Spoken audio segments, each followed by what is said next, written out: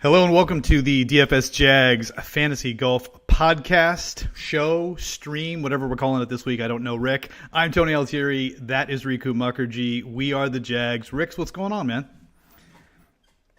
Not much, man. A lot of heartbreak from this past weekend, I'll tell you that much, after a couple winning weeks. Yeah, you were definitely tasting smoke again. You had Chris Kirk. Obviously, I think you, me, and the world thought Daniel Berger was going to walk away with this thing, right? It was set up perfectly. We talked about it. It was custom made for this course.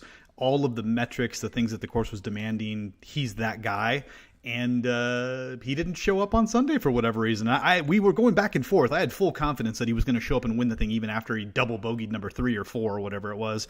But he stumbled down the stretch and he was never really able to recover. And even at that point, I thought Lowry's got it. Lowry's going to catch him. Lowry's going to win this thing, and that's going to be it. It's going to be Lowry. And hey, Berger for whatever reason doesn't happen. And out of the freaking blue, Sepp Straka. I mean, how does that happen? That's golf, right? We don't see it very often. Where on Saturday, I thought it was a two-man race with Kirk and Berger. Then on Sunday, it turned into a two-man race with Berger and Lowry.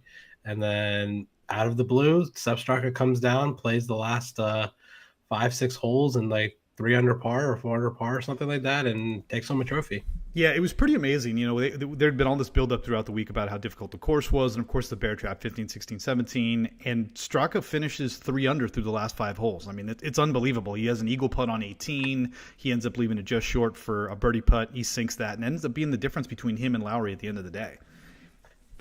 Yeah, I gotta say though, the monsoon that happened on the 18th hole there Right with before Lowry teed off. right as it happened, like right after Straka teed off. Straka Yeah. hits his bomb over the bunker, and then they're finishing up on the 17th hole, Berger and Lowry, and this monsoon just happens out of nowhere. That's a really, really bad break for Lowry. He said as much in his post tournament comments. Like, he said that was a really horrible break, but that's Florida weather, man. To be completely honest with you, like, I've been in Florida multiple times in my life, and it really just comes out of nowhere. This monsoon kind of weather, like this rain, just comes out of nowhere, and it lasts like 20-30 minutes at most, and then it goes away. And it just happened to be when the leaders are on the 18th hole of the Arnold Palmer, not the Arnold Palmer, the Honda Classic. So bad break for Lowry, hit a bad drive, and then Straka hit a really good shot in the rain. His second shot was great, right on the green, 2-putted for birdie, and went home a winner. I really was shocked. I was speechless after that, because I thought it was going to be Berger all day. And then I thought, no way that Lowry doesn't win this. And then all of a sudden, I don't know, man. It was a bad tournament overall. Yeah, I mean, it was interesting because I think all the narratives that we had talked about going into the week and that you kind of heard from all the talking heads, folks like us, was that the course is going to be super difficult. It played that way. Guys hit a ton of balls in the water. And there were guys that you thought were completely out of it that come Sunday, and Straka fit this perfectly, was just shoot 2-3 under every day. Don't blow up, maintain, par's a good number. And he just found himself in it down the stretch. And it was really, like we talked about, those last 5 holes where he kind of came alive when everybody else could not get anything going. And he ended up winning the tournament. I mean, oddly enough, I put it out in my email that I put out each week to the folks that we send out our model to. Straka was ranked number 8 in my model. I didn't use him at all in DraftKings. I had no bets on him, nothing like that. Yeah. But, he was 8th overall. And so the metrics were at least pointing to the fact that he had been playing well. And again, he fit the overall narrative that we've kind of seen this year, which is guys who don't win or haven't won in a long time are the guys that are winning these tournaments this year. Yeah, I agree with that, except the past ones where the guys who have won out of nowhere, Luke List and Tom Hoagie and Scotty Scheffler, like, these are guys that like were popular. Like, these are the guys that we thought could potentially win like that week. Yeah. But Sepp Straka was not. I didn't hear his name once in any podcasts. I didn't look at his name. I didn't think about his name, and he just. Obviously, he was very low owned in DraftKings, and no one really had bets on him. But It just comes out of nowhere, wins a tournament. I think from now on, I think I told you this over text. I don't think I'm really going to heavily invest in that tournament in the future. It is a crapshoot, man. Like it is like it's like on one end you have like the Byron Nelson, which is like a birdie fest where like you need like 7-8 under every day to win, and then this one is just like literally like the other end of the spectrum where it's like you can hit like 3 balls into the water and your day is over. So I like this tournament upcoming this week, Arnold Palmer, a lot more just because it's a little bit more of a consistent kind of, you kind of know what to expect of this tournament. Sans 1 year when Charles Hatton won in like really tough conditions, but you kind of know what you're expecting at this course, and it's not going to be like a troublesome course. So I'm looking forward to this week's tournament more than last week. Yeah, you mentioned it. We might as well get into the course preview this week. I mean, the Honda was what it was. It was interesting because, it's the first time that we've had really a long shot win that tournament. You mentioned it struck out of nowhere. But it played out the way that we thought. It's just the guy who ended up winning was on no one's radar screen. I shouldn't say no one because I think DB from Tour Junkies had him. And there was another guy.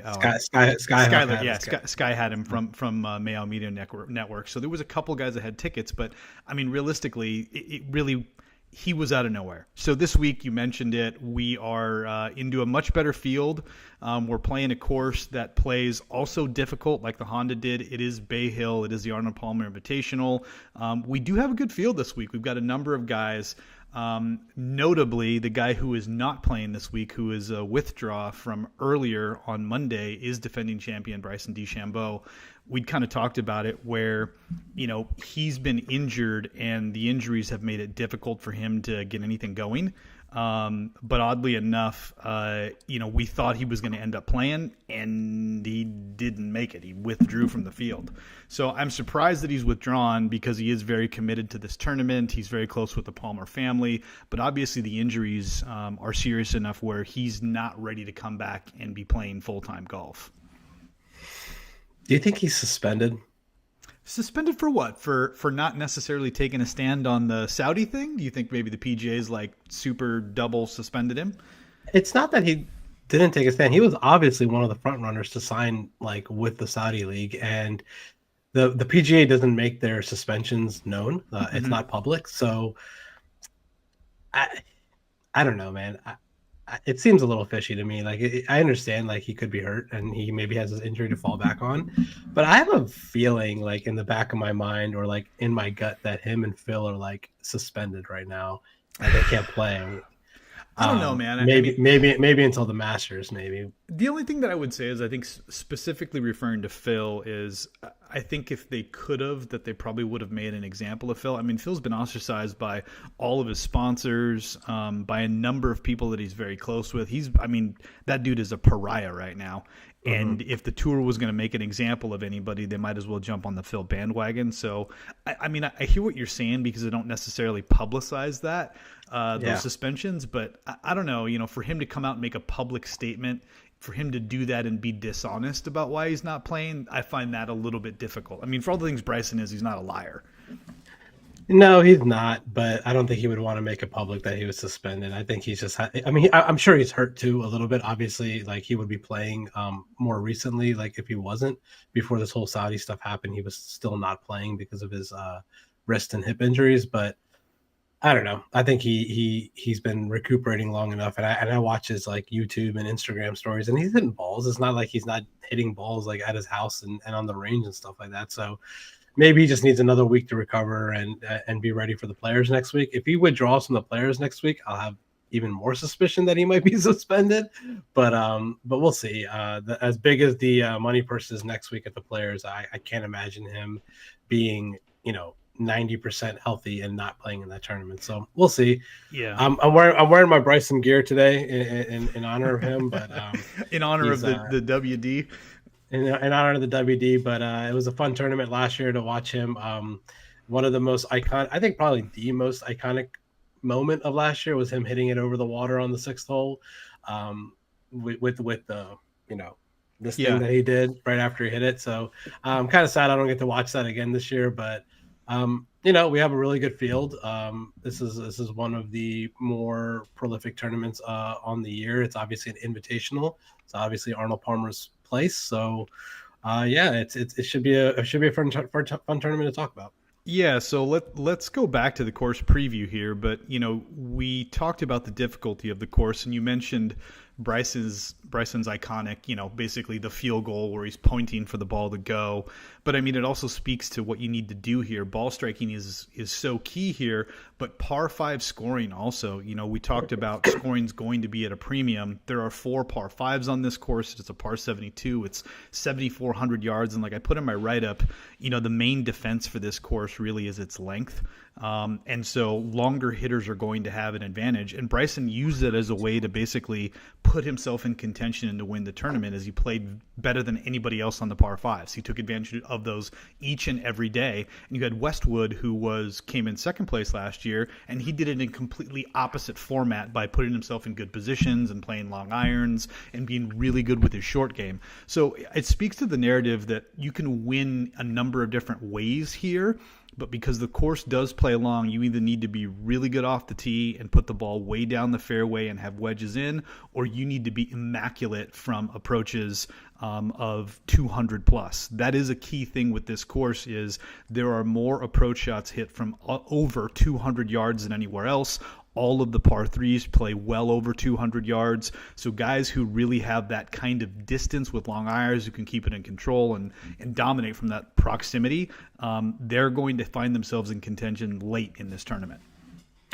Yeah, and that's pretty much evident in if you look at the course history for the players that are in this field. Who are the 2 players that have the best course history here that we know? Rory McIlroy and Matt Fitzpatrick. Yep. Those are the two best course history guys at this course, and they couldn't be the most polar opposite kind of players. Rory's the kind of guy that bombs it down the middle of the fairway and makes his hay at this course with his wedges, and Fitzpatrick's the guy that is short off the tee, plays well with his long irons, and pots the lights out. So I definitely agree that those 2 types of players are viable at this course. So the middle of the road guys, I'm a little confused about on what to do, like the Schefflers and the Hidekis and stuff like that. So we'll get into all that, but I think I prefer the bombers at this course. So I think those are the type of guys that I'll lean towards.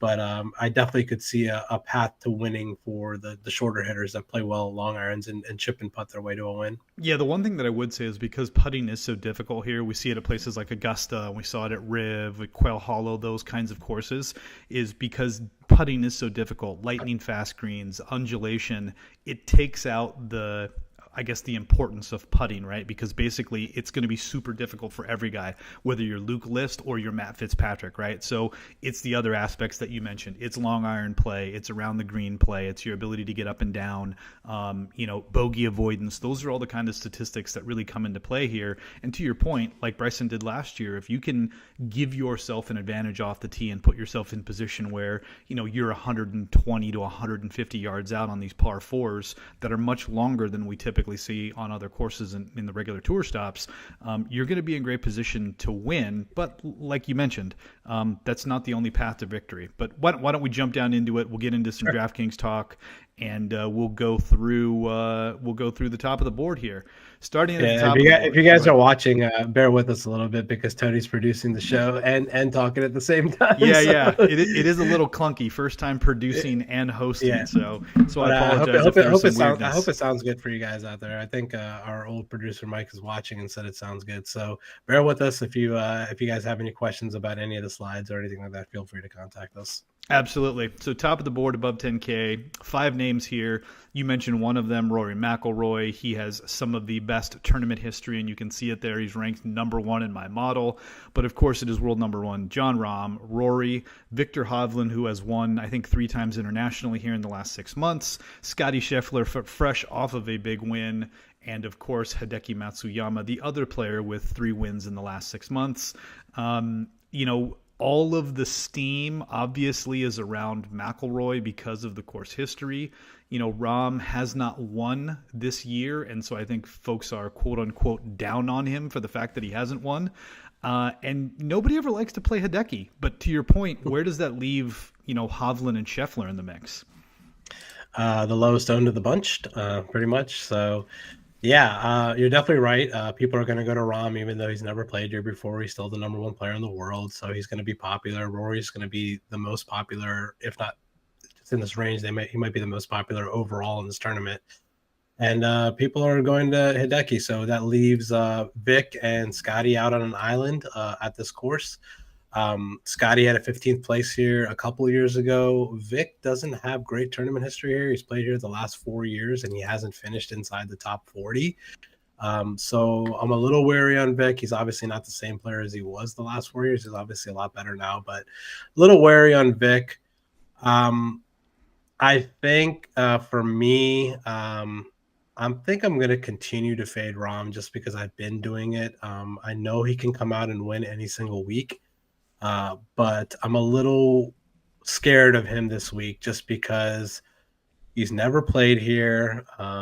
He doesn't play in Florida that much, so I can't really get a good grasp of him in Florida besides like the players. And I don't really know we all know he's a great player in California and on the West Coast. So how is he in Florida? I'm not really sure. I'm going to eat the chalk with Rory. I think he's my pick to win the tournament. I think he's the guy to go to up here. And I really like Hideki. I think his price is really good here. 10,300, about 20 to 1, 25 to 1 in the odds board. I think Hideki and Rory are my two favorite plays up here. And I mean, if I was to pick between Vic and Scheffler, I would probably go to Scheffler just because he has a better finish here than Vic has the last 4 years. So I think those are my top three in this range. What about you? Yeah, for me, I think what it comes down to, and you mentioned it right off the jump, is whether or not you go with John Rahm. Do you look at the stats and say, look, the guy's basically top 10 in nearly every single statistical measurement. He's been a top 10 machine outside of the Genesis here 2 weeks ago, and so do you just trust that long term form is going to show up? And he's going to end up finishing somewhere in the top 15, and whether or not you're willing to pay that premium. The only thing with Rory that I think I'm a little bit hesitant of is I think that you can drop down, and we get into the other tiers, is I think you can drop down a little bit and you can get a couple of guys like in the 9Ks and the 8Ks who have similar form in terms of course history here, that you can get at a significant discount versus what Rory is right now. At the same point in time, it's so difficult when you look at his finishes here. I mean, he's a top 10 machine even when he wasn't playing well at this course. And when we talk about the comp courses, when you talk about Quail Hollow, I mean, he owns that place. So the fact that that is a comp course here, again, you've got to, I guess, pick and choose, and I'm choosing to fade Rory just because I feel like the ownership's going to be so high. But if he came out and won this thing and won by a field goal, like I would not be surprised. He fits the course perfectly. He's coming in pretty good form. He had a top 10 at the Genesis here a few weeks ago. And like we said, he just absolutely dominates this course. So that there's no real reason why you should fade Rory, other than maybe you think you might be able to get some ownership leverage by going to other guys like Sung Jae or Zalatoris or Fitzpatrick, who you mentioned, that equally have some good showings here at this course and can show up. But above 10K, if the smart money's on Rory, I think because I am not smart, I will end up probably going to Hovland and Matsuyama. And the only reason why I say Hovland is if I can get a Hovland below 15% owned, which is like 10% lower than he typically is, that to me is extreme value. Which it looks like we are getting. I'm seeing him projected at like 13, 14% right now. So I see it. He is the number 3 ranked player in the world, so I can't see an argument against him besides his mediocre course history. But another reason that I'm fearing Rory this week, even though I'm going to be on him, is I know this has nothing to do with anything, but DJ at Riviera and Sungjae at Honda the last 2 weeks, it's been like these dominant course fit, course history guys that have just flailed out and missed the cut the last 2 weeks. It's absolutely which is true. Really, really scaring me. So I don't. Obviously, that this is a totally different tournament, totally different player, totally different situation. But just this trend these last like few weeks of like the chalk really busting up at the top is really starting to scare me. So if you feel like that's the right play is to fade the chalk up here, then go for it. This is a tournament like last week where there's a lot of water. You can get in a lot of trouble. I'm even hearing rumors, not even rumors. I'm hearing like facts that the rough has even grown out more than normal this year around. So if you're not accurate off the tee, and you can get yourself in a lot of trouble hitting into the water and make a lot of bogeys at this course. Yeah, I mean, the other thing to consider if we're talking just general narratives that have nothing to do with stats or anything like that is, John Rahm announced this week that him and his wife are expecting their second baby. So he's got pseudo baby swag on his side as well, too. So, that's the other thing with Rahm. I mean, if, he's been 20, 30% basically every week and everybody's off of him because he hasn't been playing in Florida and he's here for the first time and there's no course history. If you can get Rahm at, sub 15%, that becomes an interesting play as well, too.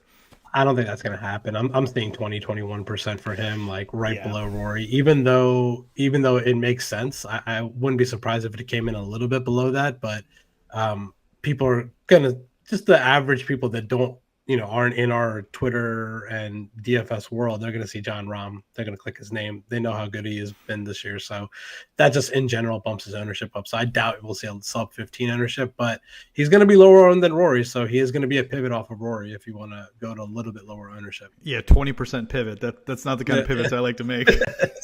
Sure. Yeah. All right, dropping down into the 9Ks, we've got a number of guys here with varying forms of course history and form coming in. Sungjae, Willsey, Terrell Hatton, previous winner of this. You mentioned Matt Fitzpatrick, probably the best course history without a win. Mark Leishman is a previous winner in some of the best form that he's been in the last 3 or 4 years. And then, of course, ball striking machine and now putting phenom Adam Scott at $9,000. Where do you go in the 9Ks, Mike? Or Rick? Rick. I'll be honest with you, Tony. I love every single player in this range. I know. And I haven't made I've just been really swamped at work the last couple of days, and I haven't made a betting card this week. And I'm thinking about I'm just thinking about betting these 6 guys and just calling it a week. Just because I think one of these guys is going to win this tournament. Who I'm liking the most in this range, that's a tough question for me to answer. I mean, I'm staring at Terrell Hatton, sub 10% ownership right now. He's not coming in popular at all. I don't know why. He has great course history here. He's a past winner at this event. Is it because people don't like clicking his name? Is it because it's his first event of the year? I don't know, but I'm definitely drawn towards Terrell Hatton in this situation because he's coming in so low owned. I'm a Willsey truther. He's bound to win at some point. Why not win at Arnie's place? Yeah, I mean, I love Zalatoris probably more than anybody else in this range, but I also think to the same points that you made about Terrell Hatton, like I love Sungjae. Sungjae has immaculate course history here. He's got 2/3 and a 21st. Obviously, he just missed at the Honda. 3/3. 3/3 and a 21st. Yeah. He just missed at the Honda, to your point, which is a place where he was super chalky and burned basically everybody. So now I'm expecting I'm going to get his ownership at, I don't know, half, a third of what he was last week. You give me Sungjae, again, a guy who eats up Bermuda courses in Florida. I mean, come on, if you can get him at 12 to 15% ownership at a place where he should be 20 to 25, that is a massive, massive discount. I think his missed cut last week is going to dictate his ownership this week because people saw the missed cut last week, which, I mean, he played bad on Thursday. He played a little better on Friday, I guess a little bit, but that's the number one thing you got to do in DFS is you can't think about that missed cut the previous week. You have to realize that it's a brand new tournament. Sungjae is a world-class player. He has immaculate course history here. He's done pretty much everything besides win this tournament. So I definitely like Sungjae this week. I mean, you can't talk me off of any of these guys. Sungjae, Willsey, Terrell, Fitzpatrick, Leishman, Scott. These are all guys I love this week. I can't pick and choose in this range, man. You gotta give me a sell on, or you gotta tell me who to sell here, man. I don't know who to fade. Okay, so I'll give you a couple sell options here, just on narratives about why I'm not going there. So if you look at these guys and you think long-term pedigree and form, and I somewhat remove Zalatoris out of that conversation because he's only been on the PGA Tour for a year and some change. So the guy in this range that doesn't fit the mold for how good these players are is Mark Leishman. And I recognize he's won at this course. He's won at this course. The two comp courses, Torrey and the Genesis, he's finished 15th and 16th this year. So, but for me, when I think about the guys here, Adam Scott, major winner, Matthew Fitzpatrick, who, again, unbelievable course history, coming in with phenomenal form. Terrell Hatton, former winner here, arguably one of the best top 20 players in the world. Will Zalatoris, probably the best non-winner on tour right now. And then Sung Jae, who we talked about. Leishman is the one guy in this range that I think doesn't fit the overall pedigree. And so for that factor, he's the one guy that I'm probably throwing out. With all of that being said, if he won, again, I would not be surprised. But to your point, you've got to find reasons not to play guys. So Leishman's out for me. I've never been a Fitzpatrick guy because I'm like, to me, you have to prove you can win. And in a season where we get non-winners winning, I get it. But so Fitzpatrick's gone off my card. You can ask Mike. Terrell Hatton was in a tournament. I was betting him every single time last year, but I will not have him on my card this year. I got to see him show up on American soil and play well. So for me, it's Sung Jae, it's Will Z, and it's Adam Scott. I am convinced that Will Zalatoris is going to win this tournament. And so I will be heavily invested in him on DFS, and he will be on my betting card for sure. I like it. I would love to see Will Z win this tournament. Like I said earlier, I haven't made a betting card yet. I've just been really swamped with work. I will tweet my betting card out tomorrow once I finalize everything. But right now, I'm pretty sure Will Z is going to be on my card just like he is on your card. So I like this range, man. Adam Scott is such a good putter on fast greens. Love Adam Scott. On fast greens, he is so good. Okay, I'm gonna fade Leishman. I'm gonna listen to you. I'm gonna fade Leishman here, but I don't think I can fade anyone else in this range. So these guys are going to be sprinkled in throughout my lineups this week.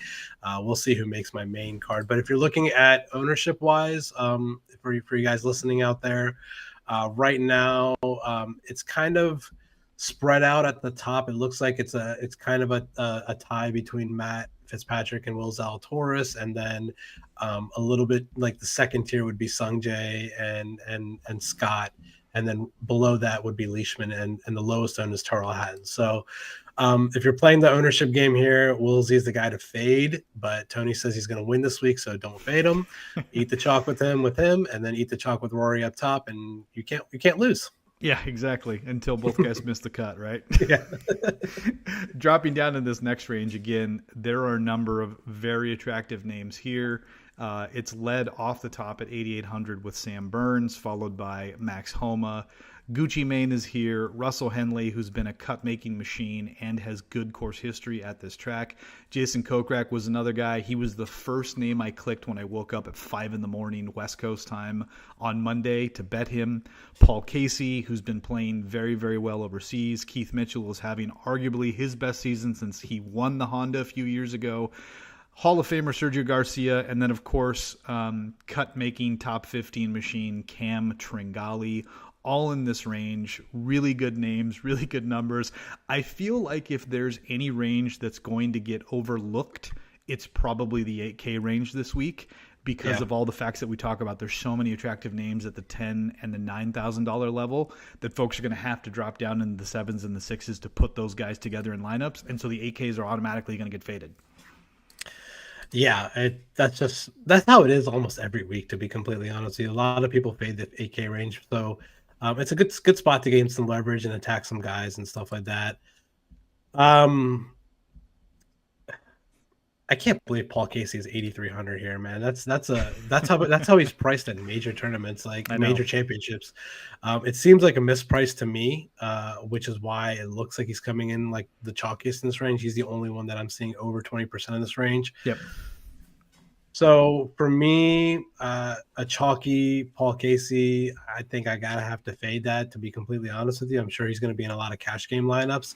I'm just gonna click $100 above him, man. Jason Kokrak has immaculate course history here, man. He's finished 8th year last year, 10th, a couple 10th place finishes, 18th place finish. Like, the guy has good course history at a course where I'm gonna favor bombers. The guy is immaculate off the tee. I really like Jason Kokrak this week. I don't see any reason to be scared to play him. His recent form has been okay, hit or miss a little bit, but he's been making cuts. He just won. What event did he win? It was like CJ or Zozo or one of those ones like that. I think it was that he ended up winning. That was last year, wasn't it? Gosh, like the year. Yeah, and he just won something else. Yeah, I can't remember what it was. Else. Yeah, I can't remember what it was either. But anyways, he's playing good golf. So I mean, it's what it is. So definitely like Kokrak. Gonna have to fade Casey. And we're back on Bermuda. He hasn't been playing well recently, but anytime we're back on Bermuda and Florida, we got to click on Sam Burns a little bit here. So yep. I definitely like those guys. And I have a feeling you're going to tell me about Max Homa and Billy Horschel, so I'm going to let you take the ball on that. Yeah, Homa and Kokrak are my two favorite plays in this range. Horschel, I mean, again, you start talking about guys who are in very good form coming into the tournament. Horschel's arguably there with the best of them. He's been a top 15, top 20 machine. He was everybody's favorite last week, and obviously he didn't live up to the billing. Still made the cut. He still finished inside the top 20. But he didn't, contend, I think, the way everybody thought he would at the Honda because everybody thought it set up so perfectly. But he's playing fantastic, and I think he's going to be so underly owned this week. It's going to be hard to stay away from Billy Ho. But Max Homa is the guy for me. I talked to you about the comp courses, Quail Hollow and Riv and Torrey. He's played very well at Torrey. He's won both at Riv and Quail Hollow. So I really like Max Homa in this range. He's probably my favorite play. The other one I mentioned is Kokrak. I'm going to be heavily invested in Kokrak for all the reasons that you mentioned. He will be on my betting card as well, too. I just I think he sets up really, really well. And, where he is just absolutely terrible is around the greens and out of bunkers. And if you're having to get up and down at this tournament, you're pretty much cooked anyways. So I'm hoping that we can lean on the long-term form for him, what he does well, because it does set up here, and I don't have to play I hope Jason Kokrak can get out of the bunker in 3 swings.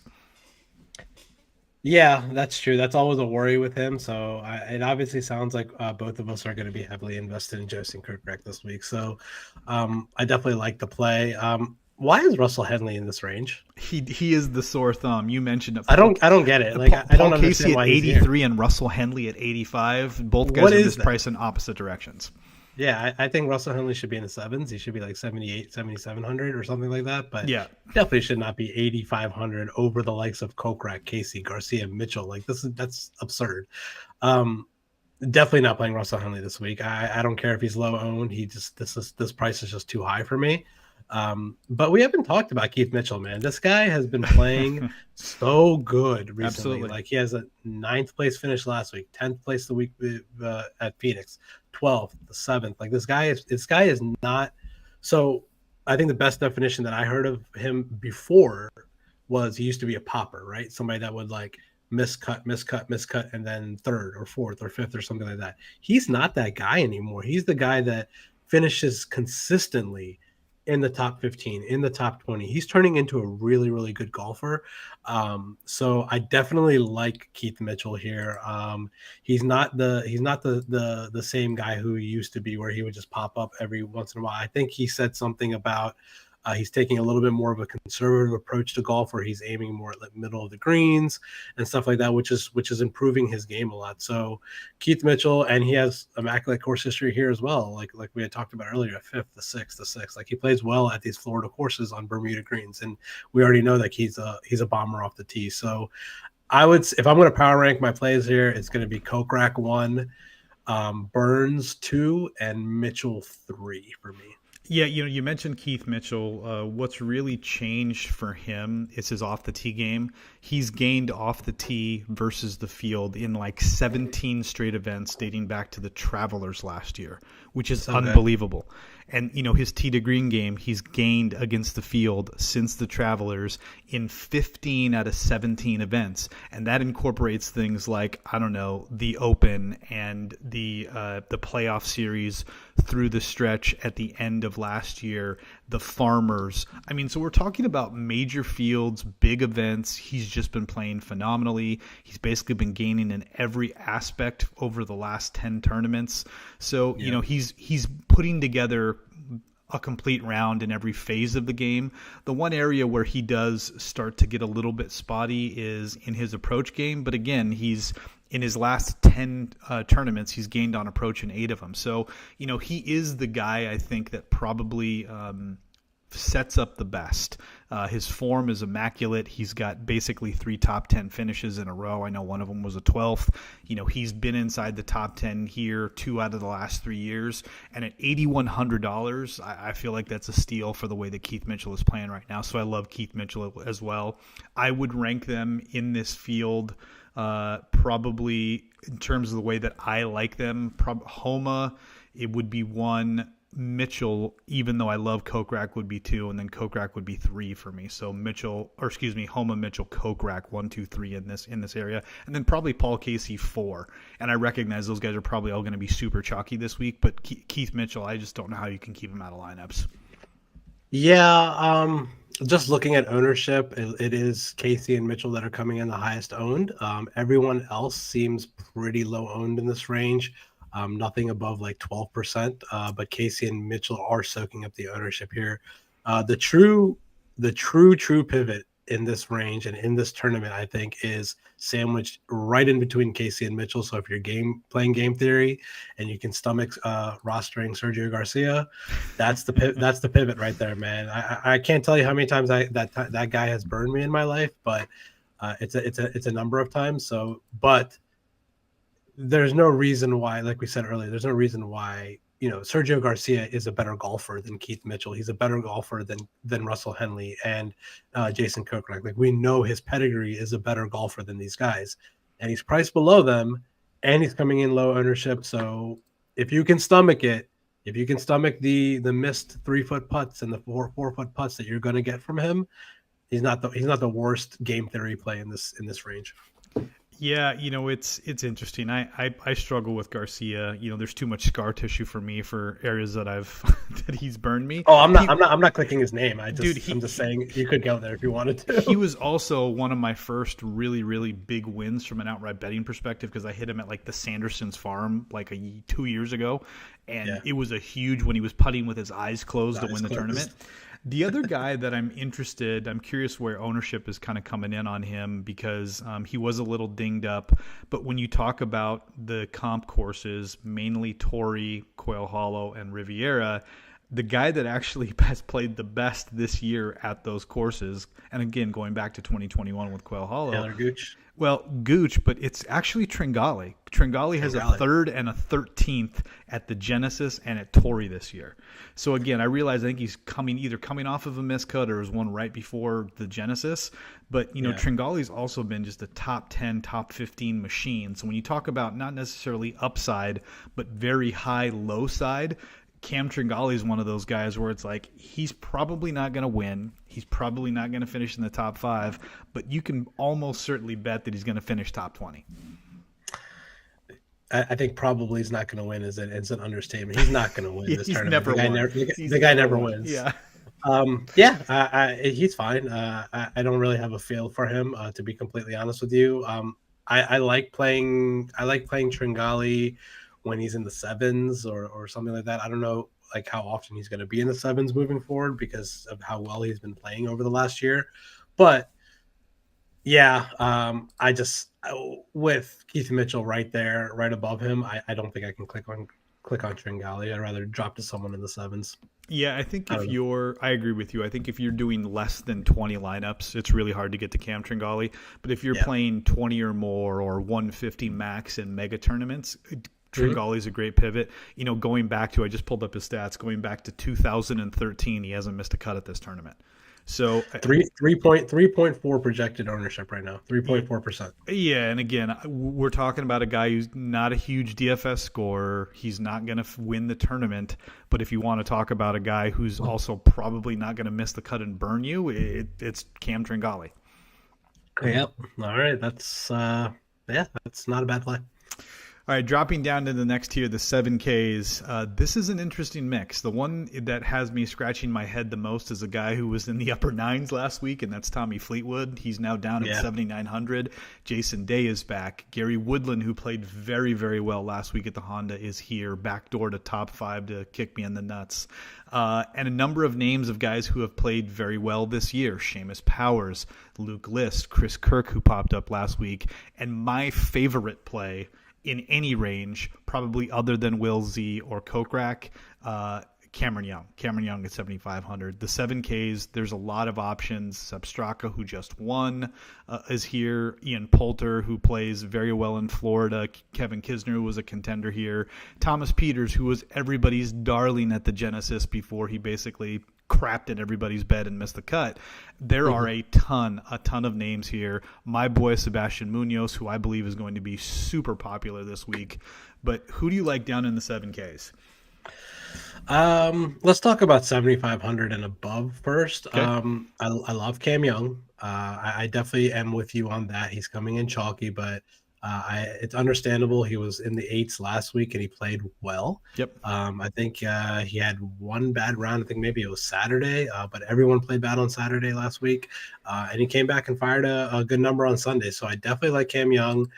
I'm going to go back to Chris Kirk in this situation. He was on my betting card last week.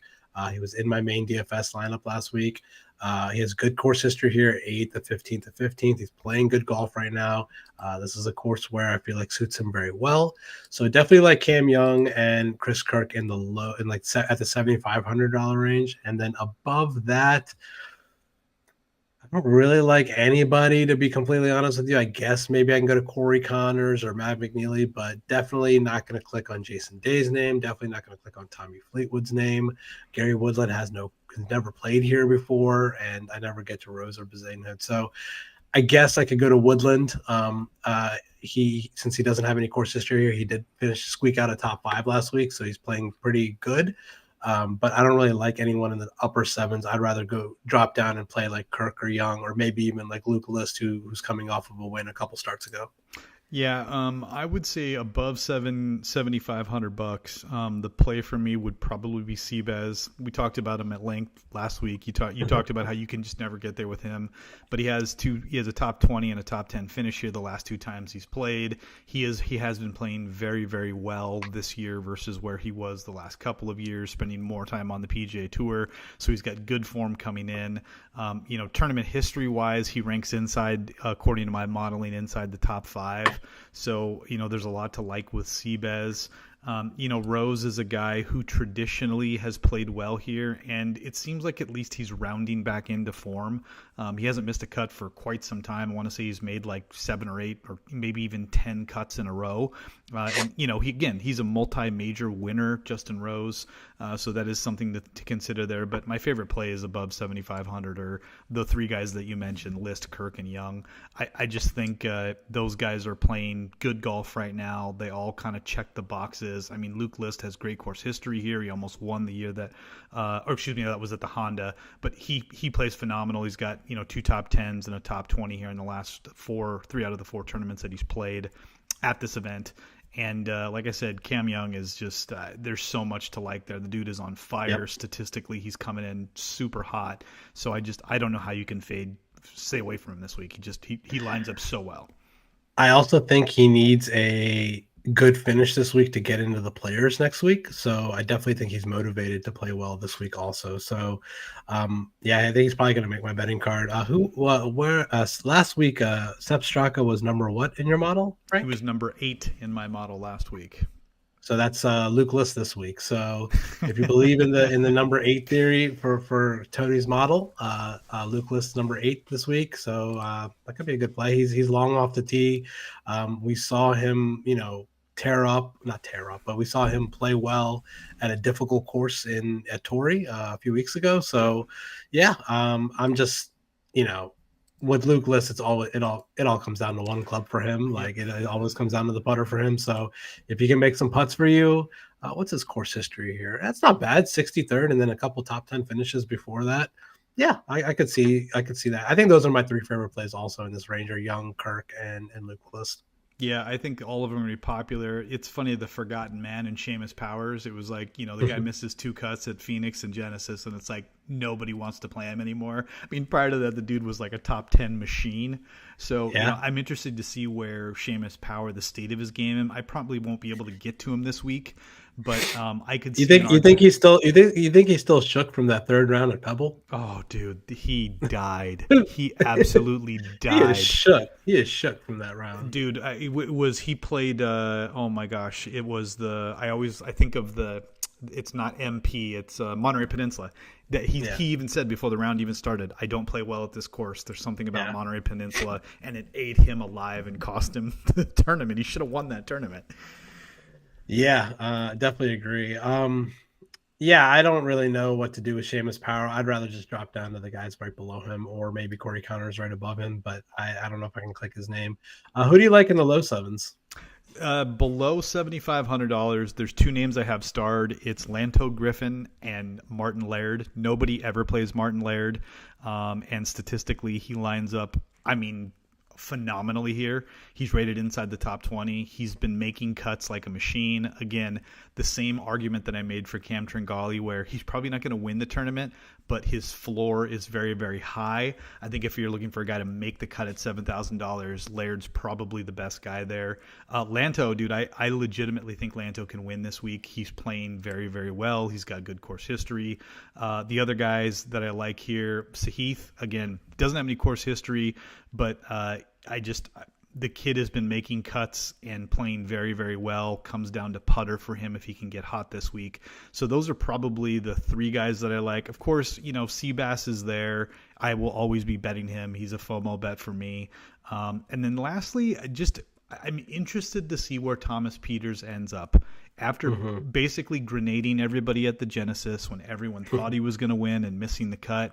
The dude is now $2,000 cheaper in a much weaker field at a course that basically lines up exactly the same as the Genesis did.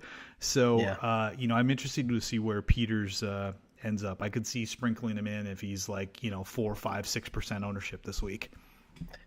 I like his odds number. I'm seeing like 151 in some spots. That's a good number to bet, I think. For me, I like a lot of the same guys as you. Sahith, I like. Sebastian Munoz, I like. I get the love for Lanto, but he's coming in the chalkiest under the 7,500, so I'm probably going to fade him just because of the chalk situation. And then for some other reason, the other guy that's coming in chalky is Keegan Bradley. I never play a chalky Keegan ever, so I'll definitely fade some Keegan this week. But I definitely like Tagala, definitely like Munoz, and I think I know it's not really like the thing to do or whatever, but I think I might go back to Sepp this week. He was really playing well at a difficult course last week, hitting the ball really well. I know he has a ton of momentum coming into this course. I don't know about me, but like I always like look at like the dudes who I think are like going to either like go back to the grind the next day or like party hard the next day. Like I think if Daniel Berger won last week, he would have had his yacht ready to like jam out and drink and like that stuff. I'm pretty sure Sepp Straka isn't like that. Like I just from the vibe I get from him, I just feel like he like maybe like I said always like he wins, maybe celebrates one night. And then back on the grind, going up to Orlando on Monday and then playing some practice rounds at this tournament. So at this course. So I definitely like some Sepp Straka this week. He's coming in super low owned, 1.3% ownership. I can definitely click his name a little bit, even though he's coming up a win. And then one other guy I do want to talk about because he doesn't have the greatest course history here, but he's my definition of like a guy that can just come out of nowhere and win a tournament, and that's Kevin Na. Kevin Na is $7,400, and he's priced right around the likes of EVR and Patrick Reed and Matthew Wolff, who are just he's better than those three guys at this moment, in my opinion. So Kevin Na, he's not the best Florida player. He's more of a West Coast like desert kind of guy. But at 7,400, I feel like it's a good price, and I think he always has the capability to win a tournament. So definitely like some Kevin Na this week. You know, it's interesting. You talk about Kevin Na and what he does well. The dude is great with long irons. He has been struggling a little bit off the tee, and we haven't seen the same putting prowess that we kind of know him for. That's what kind of has become his signature, is walking in putts, right? His off the tee game is just been atrocious this year, and I think that's been the big reason why he's been missing cuts and has not a lot of top 10, top 5 finishes. But to your point, he can kind of come out of nowhere, and if we're talking about a place where you've just got to be very good with long irons if you're not a super bomber off the tee, that's Kevin Na. Kevin Na can do that, and again, long-term form, that pedigree for what he's been doing over the last 3 to 4 years, being a multiple-time winner on tour. And again, around the guys that he's priced at, it is hard to argue with. I will say this. There is a guy in this range. I will not be clicking his name before we jump down to the dumpster, obviously. I won't be clicking his name, but he is the number one player in this field from beyond 200 yards. He's down in this range. Can you guess who it is? Matthew Wolff? It is. In the last 50 rounds, he is number one from 200 plus yards on proximity and approach. Is that crazy or what? What did he shoot last week? Plus 17? Dude, he shot. I was laughing because you and I played this weekend, and he was close. Him and I shot almost the same score. Nah, I get it. I understand it, and he's also probably the definition of a popper. And I think we lost your mic there, Rick. Oh, can you hear me? Hello? Hello. We got you back. Sorry about that. Oh, sorry about that. No, what I was saying was that he is the definition of a popper. And one other thing about Matthew Wolff is that he tends to play well at courses that Bryson plays well at. And obviously Bryson's he won here last year. So I can't get there though. I need to see something. I just need to see something from him. Like, even if it's like a 1 under, what's the par here? 72? Like a 1 under 71. Yeah, a 1 under 71. Just give me a couple of those rounds, Matthew Wolff, and I will hop back on the train. But I'm out on him this week. I'm interested to see where his number ends up. So I like I did last week. He was on my betting card, which which was terrible last week. But if he's 250, 300 to 1, I could see throwing a top 5 or even throwing a couple shekels on him, just hoping maybe this is the week that he pops, right? But I guess I don't know. DraftKings wise, no way. There's no possible way I can add him to my card. No possible way. Any love for Lee Westwood? Like I said, I have no problems with Lee. I think he had his year, and he's on the backside of that now.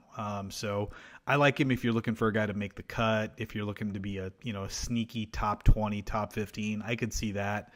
But I can't see him contending again here 2 years in a row, because I think last year was kind of peak Lee Westwood, and he's definitely not that guy.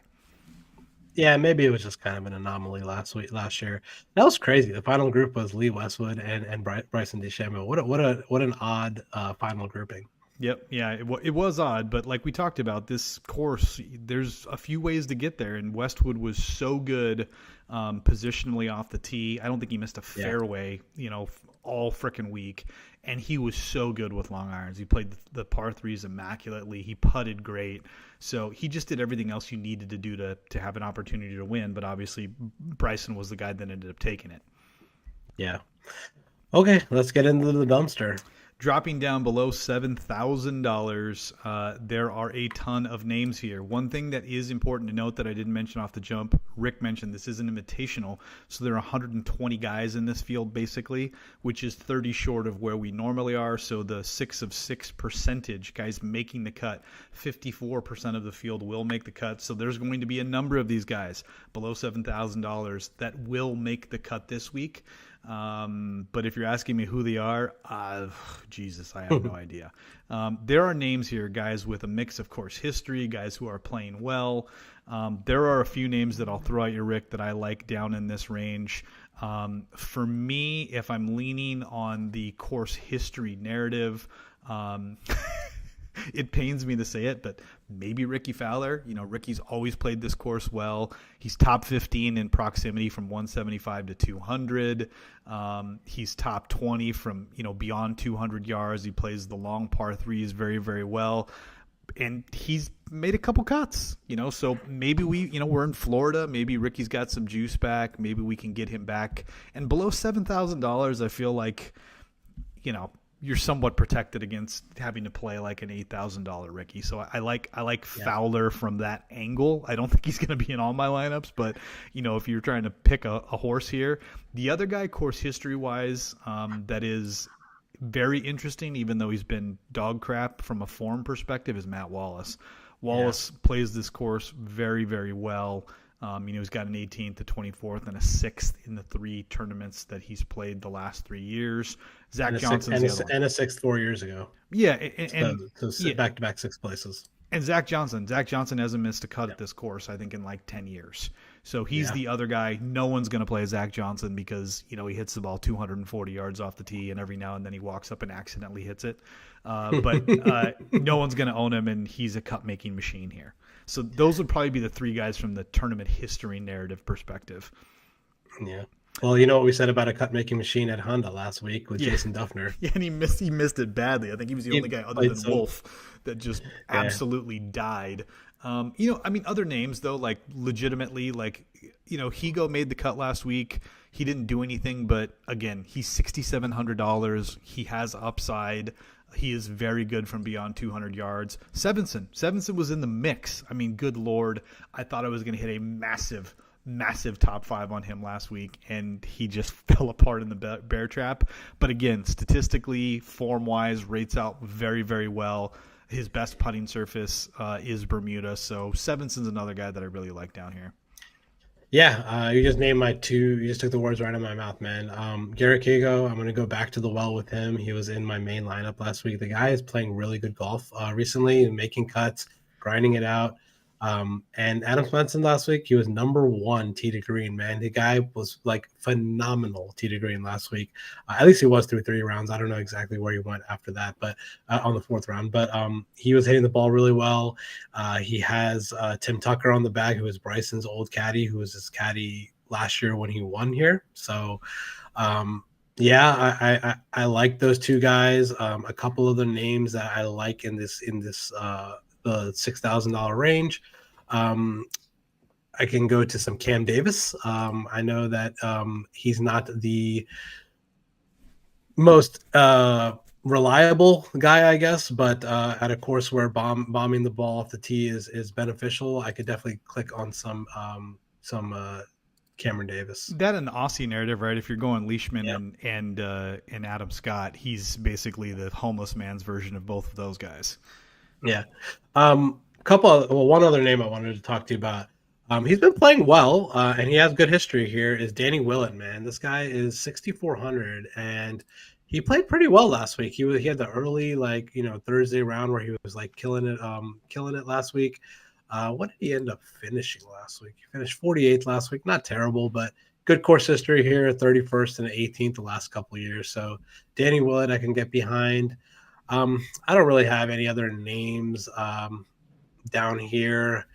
Adam Long has a couple 10th place finishes here. Nothing great. Matt Wallace, like you said, some 4-4 cuts made here. Some good history here. Not bad. Taylor Pendrith likes to bomb the ball off the tee, so he's a guy that you could possibly go to. And that's about it, man. I don't really see anything. I can't believe Aaron Wise has gone from 8,500 to 6,900. Dude, I called it. I called it with Wise. Everybody was what happened so. To him? I think people were so juiced up on him coming into this year, and he just has not lived up to expectations. He hasn't putted the ball well.